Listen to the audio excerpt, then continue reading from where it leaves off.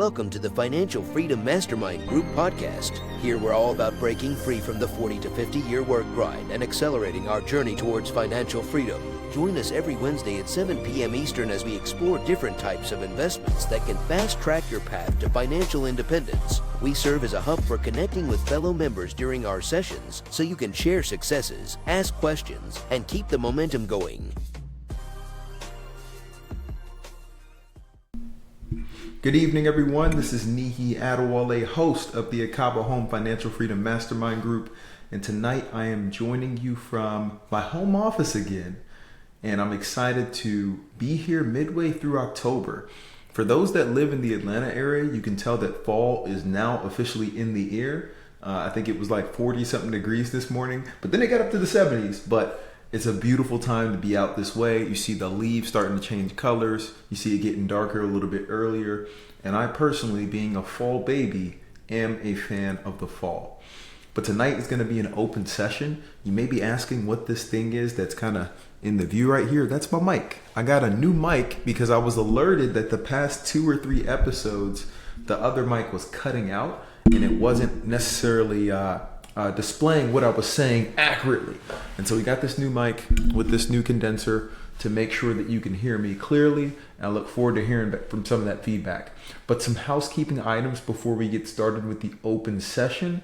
This is going to be an open session, but if you have not already and you want to continue to support the Akaba Home Financial Freedom Mastermind podcast, please go to wherever you're watching or listening to this and go ahead and hit that like, hit that follow, hit that subscribe, and also leave us a comment. Let us know how we're doing. We would love to hear your feedback as we continue to edit for future episodes. That being said, this is an open session, and so feel free to throw any questions you have into the chat and or join live. I look forward to hearing from you soon. And while we're waiting for others to join and throw things into the chat, I actually wanted to give you an update. So I've been working on a refinance for one of my properties. I think we mentioned it last year. I bought a fourplex at like the height of the interest rates last year. And when I was doing that, I'm a 1099 employee now, right? So I don't have a W-2, so my interest rates are higher. So I got that interest rate at like a 9.25. And so although interest rates went up a little bit, I'm actually right now going through the refinance piece to get that one dropped by roughly 2 points. It's going to go to like 7 something based on where we're at today, which is significant savings. And so this is a good time, right, to start looking into some refinances if you bought in the last couple of years, and or if you are like above 8% or right around 8, this is a good time to try to look at a refinance. If you're less than that, I may wait until middle of next year. But with that being said, Desmond, AJ, how you guys doing? What's going on, brother? I'm great. Great today. Had a pretty solid day, productive day. 1 o'clock here, so after this call, I'll be getting some grub. Come on now. You What's up, are guys? eating later than I do, okay? I try to get all my food in before 8.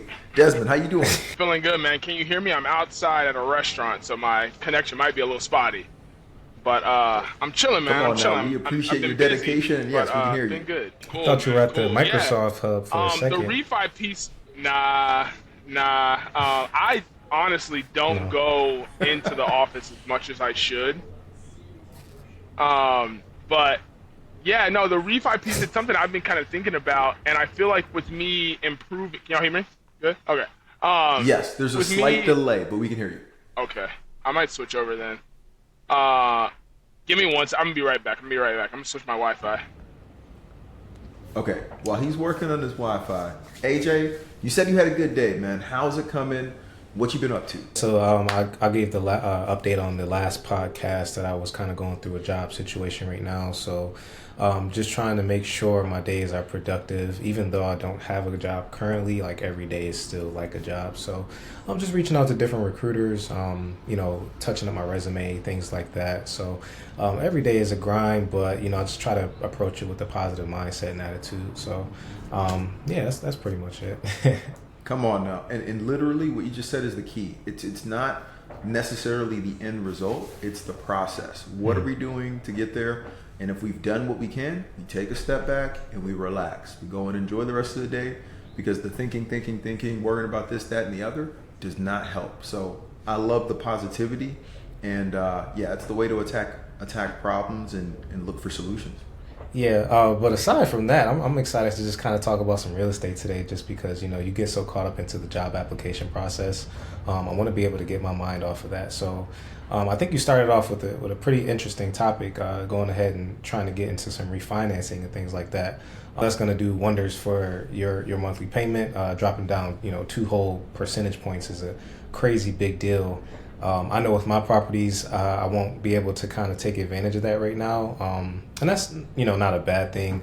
My first deal was under 5%. So went ahead and got that 4% interest rate. Not complaining about that at all, one bit. And then actually my second deal was a really under 6% at a 5.99. So right now at this point in time, it doesn't make sense for me to go ahead and look into a refinance deal. But so I'm just holding on where I am. But hey, at some point, if they ever dip below those 2 areas, I'm definitely interested in looking into that process and taking advantage of that. Come on now, and I hope it honestly does not dip below that, because if it does, if it goes into the 5.99, it should dip below that. But if it goes into the 4s, something bad happened, right? Like it was not good, and we may have something else on our hands. I agree. Desmond, what are your thoughts on the whole refinance piece? Yeah, man, I definitely think it's something to take advantage of, and I'm doing a bit of remodel/renovation right now, so I'm considering potentially getting like an appraisal once I'm done and once all of the work's been done, just to see how much appreciation I can actually force. I know we talk about forced appreciation and like property value increasing a lot, but I'm really curious to see how the specific updates that I'm making, so adding a washer and dryer, retiling the shower to be a bit more modern, adding more modern LVP, how those specific upgrades, increase the value. And I'd even be curious to talk to the appraiser to say, hey, like, what dollar amount, is this raising my value? I don't know if he can get that granular or they can get that granular, but I'd be really curious to see just how much the value has gone up naturally, but also how much I can force as well. Yeah, and the interesting thing about your situation is, one, I'm with you. You're adding tremendous value. You've got 4 units, and 4 units where you're at are hard to come by, right? Like you've probably seen now, even when you look out, it's like, dude, there's like nothing out there. And when you do see them, the price just gets elevated and elevated more, especially now that you can put down 5%. And that's only going to continue in the future. The one caveat is, what rate did you lock in on that property again? The rate we locked in was a 3.75. Yeah, I wouldn't be looking, I wouldn't be looking too hard at a refinance. But, I'd probably be looking at like a HELOC or something. Yeah, and based on what you just said, a HELOC's never a bad option, because it literally sits there like a credit card line that you can use for the next decade. So I really like that option for tapping into your equity, especially when you have that low of an interest rate. One other piece, and I think we've talked about it on a past call before, but one thing you could do is we could look at running like a CMA just to see roughly where's the value, and if it's worth it, it's a lot cheaper to reach out to the mortgage company and have them send an appraiser than it is to hire one yourself to try to get the PMI removed. That's something I did for 2 properties last year, or no, was it this year? It all blends together. I did it recently, right? Within the last 12 months, I did appraisals on 2 properties to get the PMI removed, and I was successful. One of them was a personal house that I bought for 5% down, and they were able to get that removed. I bought that less than 3 years ago, and the market is just taking off. And the other one was one I put 15% down on, and that one appraised as well. So they were able to remove the PMI, and that was a couple $100 in savings that I got every month. That's something you can get immediately. And then you can get a HELOC as well if you want it. And first off, Desmond's 100% correct, right? So you can't remove that PMI. It's there forever until you change that loan over. But that interest rate is crazy. So that's one piece. CMA is a current market value analysis, right? And that's something that like we do as realtors. And so I've seen enough appraisal reports and seen enough properties to be able to run comps. I'm not going to be as tight as the appraiser, but I can get you closer than Zillow and closer than some of the tools we use, i.e. HomeBot. I would say if we had to rank it in order, an appraiser is going to be the most quote unquote accurate and the reason they are is because, I mean, that's the end all be all, right? And we got to fight that piece. So that's one. Number two would be doing one of these market analysis, because that's me getting eyes and understanding your property and looking at others and saying, okay, here goes the comps. The third one would be the HomeBot system, because it's pulling in actual comps that are around you. And fourth would be Zillow, because it's kind of broad. They're like just planning a whole neighborhood. It'll tell you like the trend. So did that answer your question? It's useful. Desmond, one piece for AJ's benefit, because it's funny, it's crazy, because a couple weeks ago we were all on the call and we're talking about, hey, what amenities can you add in? And then we had, this hurricane come through, and I know it wasn't fun, right? But do you mind just catching them up on what happened and why this is coming to fruition? Yeah, for sure. And we had chatted a little bit at the meetup that we have, but I think the full story I haven't really given. But yeah, man, like we had Hurricane Helene come through, and I had already been dealing with water issues, funny enough. And it's so crazy because like I had a water issue in 2023 that has kind of dragged on into 2024, and I've been trying to figure out what's the correct solution. I had a French drain installed that I later had to get my money back for because it just absolutely didn't work. Hey, we'll take it. We'll take it.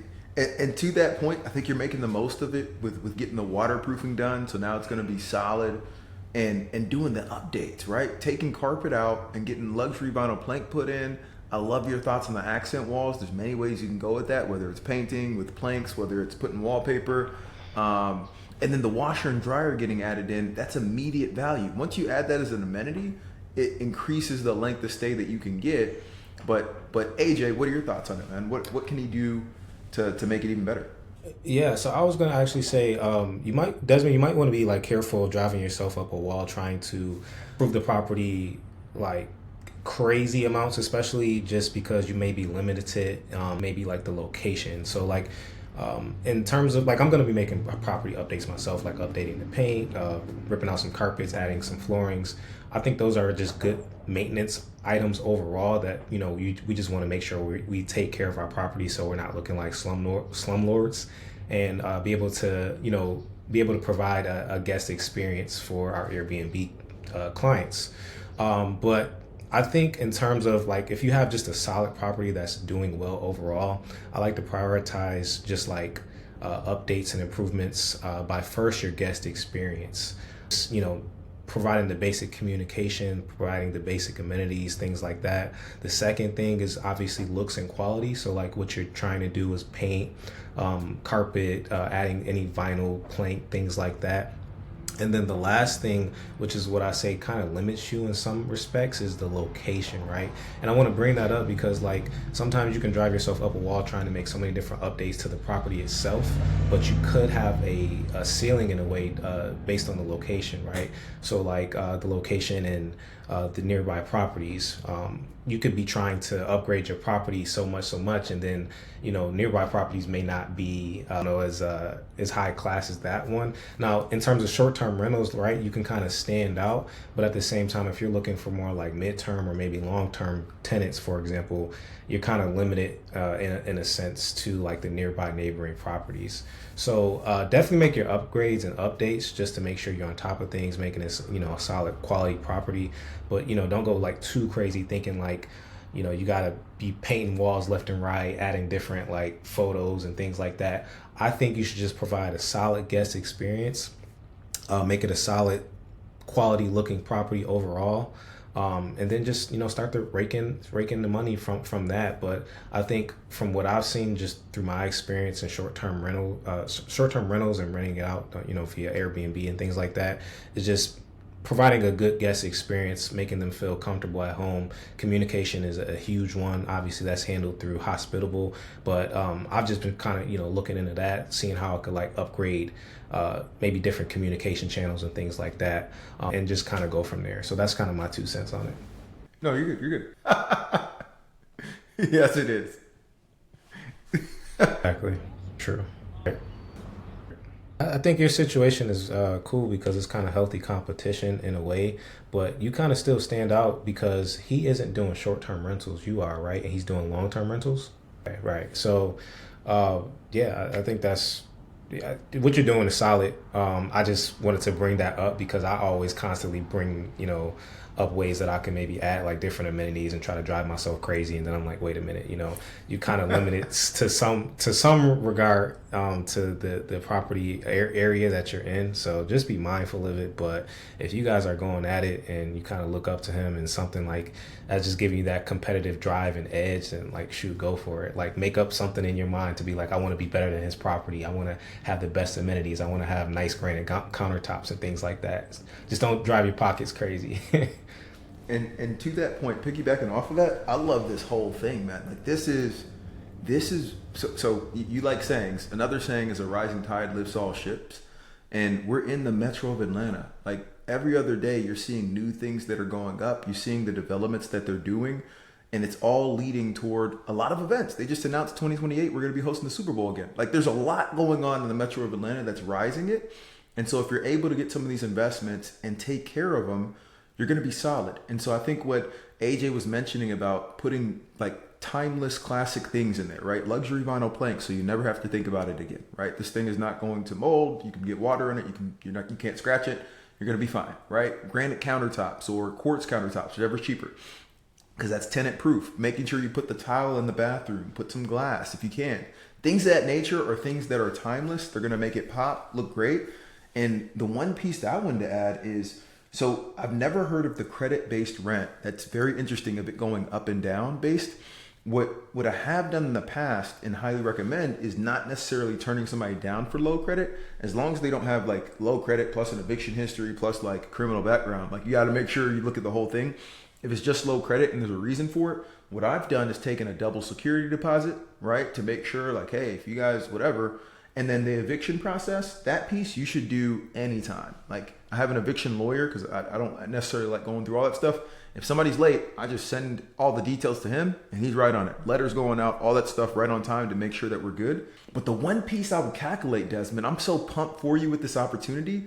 I don't even look at it as competition, man. That guy, he's in the luxury space. He's on Boardwalk. Maybe we're in Kentucky Ave, which is close. You're right around the corner, right? It's right around the corner from Boardwalk. And so if he's pushing the rents to $1,600, $1,900, that's going to help you be able to push the rents from maybe an $1,100 to like a $1,300, $1,400, $1,500 as he's getting booked out. And so I'd look at what those rents are, kind of compare yours, see if you can build yours up. And then the numbers I'd be looking at with this opportunity that you've been given is, hey, do I even want to turn it back to a short-term rental? How much was I paying for cleanings each month? Let me run these numbers. And if the math is mathing to where it's within like a couple $100, it actually makes more sense to let me get rid of utility costs. Let me get rid of, you already got the internet. Let me get rid of utility costs, turn this thing into a long-term rental. And just like you have these other properties, I mean, you have a really solid comp with your other properties on what you can pull in. I would honestly list that property while you're still getting it updated. If the person says, hey, it's going to be updated in, a month, I would list it while you still got it updated, start showing some tenants, potential tenants, and see what rent you can get. And to that point, when you look at that, right, because it stays the same for the year that you bought it in, and then it adjusts the next year, and that happens. A lot of people, right, that piece right there, if you're talking about it and focused on that piece up front, it could keep you from even getting in. Does that make sense? The best thing that both of you guys have done is, hey, I'm going to take action. We're going to make it happen. The numbers work. Let's move forward on this thing. And now you're starting to figure things out. Like, you've already gotten to the point where, hey, you're going to get 2 renovated units. You have B&Bs up and running. You've got that whole business tightened down. And yes, it has increased, but guess what else has increased? The rents that you're collecting, right? And the B&B income that you can have in. And so it's a delicate balance, right? Because it's like, okay, you do need to factor that in. But if you start factoring too much of like, hey, well, 2 years from now, what is this going to be? In 3 years from now, what about 5 years from now? It really starts to paralyze some people. I actually had a long, drawn out conversation with a client last week, and we had a property in our sights. Like, we put the offer out there, we got a counter. It's like, hey, this is a solid triplex up in Alpharetta. Like, dude, this is a really good area. And then we started going through the whole exercise of, oh, well, this is going to change. And then what about this? And then what about that? And I'm like, okay, well, are you factoring in rent increases? All this stuff. And long story short, we hem and hawed so long that we came back saying, okay, we're going to do it. I called the agent. And he's like, dude, we just accepted another offer. He's like, hey, like legit. It was legit. They accepted earlier that day. I'm like, all right, so yeah, you got to take action on some of this stuff. You're not going to be perfect on everything, but as long as you have directionally the right property in mind, especially if you can get multiple units, it gives you a lot of options. Niyi, I wanted to kind of talk about you guys' point of kind of talking about short-term rentals and also maybe potentially long-term or even midterm rentals. So I want to speak to that because like I'm living proof of it. And I think Desmond, in your situation, I think it would be ideal to kind of sit down and look at the numbers, right? And that's something that I recently did. And if you're, currently I'm doing midterm rentals at both of my properties. Assess like, what the revenue is with short-term rentals and then also what it's like with midterm rentals. And the thing is, even if you're bringing in less with midterm rentals, slightly less, right? You don't want it to be too drastically low. But just think about, and this is the kicker for me. So after I evaluated and ran the numbers with what a midterm rental would look like versus bringing in income with short-term rentals, the numbers weren't that drastically different. So that was one piece. I think it was around maybe the same just for this season that I'm doing midterm rentals. So that's number one. But then number two, the big kicker for me was not having to worry about any overhead, right? So I'm not paying for any cleaning fees. I'm not worrying about guest communication, optimizing it through Hospitable. I'm not tweaking prices through Price Labs. Through this, I've kind of gotten a bit lazy, I'll admit, because honestly, for the past, I don't even know. So my current house hack, this guy's been staying since April. So I think we're nearing like 6-7 months or something like that. Haven't had to worry about anything. And then my single family property out in South Atlanta, the 3-bed, 2-bathroom, that recently started to get rented out on a midterm basis, I believe in August. So honestly, for the past however many months, I've kind of just been sitting back and collecting rent. Now, like I said, in the short-term rental space, yes, I'm trying to prepare myself now for when I do get back into that space, in the next couple of months or so, and those tenants do move out, then I'm ready to jump back in it. But honestly, after evaluating the numbers and then also looking at my stress levels in terms of like managing these short-term rentals, like I'm like living a dream right now, just collecting the rent and not worrying about too much. So just definitely think about that. And if you can kind of transition, like just look at the numbers. I think that's a really good idea. Just literally write it out. That's the best way to go about it. Be objective, not subjective. Come on now. And we are coming up on time for this week, but I wanted to leave one last thought, and it'll be something we follow up with probably in person, AJ. And it's around, well, it's two things. So Desmond has been, and Desmond, I owe you because I've been delayed again, so I'm going to send that your way. This just reminded me. But Desmond's created like an ancillary business, right, where he's helping individuals get their booking.coms optimized, right, and actually listed, because that was something that I attempted many years ago, and it definitely didn't work out. And Desmond's figured out the sauce for that piece, and it makes a lot of sense. And for you, one of the things that I keep hearing over and over, and I think it's you and your wife have a knack for this, but it's getting the midterm opportunities through like Furnish Finders. So AJ, I'd love to talk to you personally about while your properties are booked, first your properties come first, right?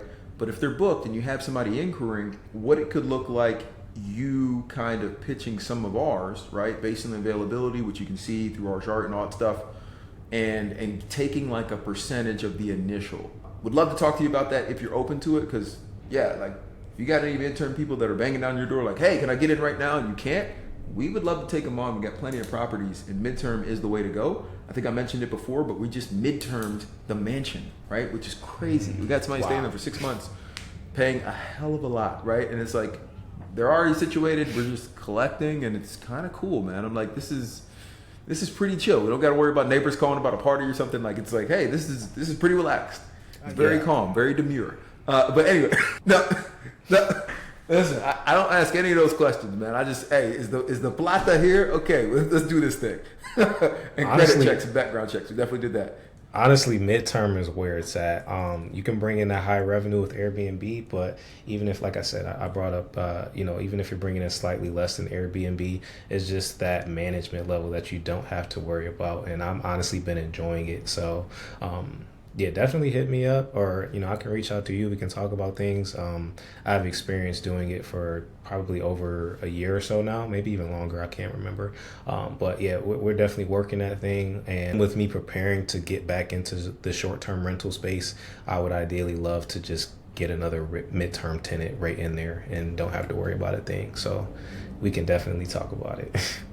Done and done. I think we got some partnerships brewing, and I appreciate you guys. Let's do it. And Desmond, we got to work on the Wi-Fi next time. All right, y'all. I will catch y'all next week and look forward to hearing about the renovations to the unit too. See you guys.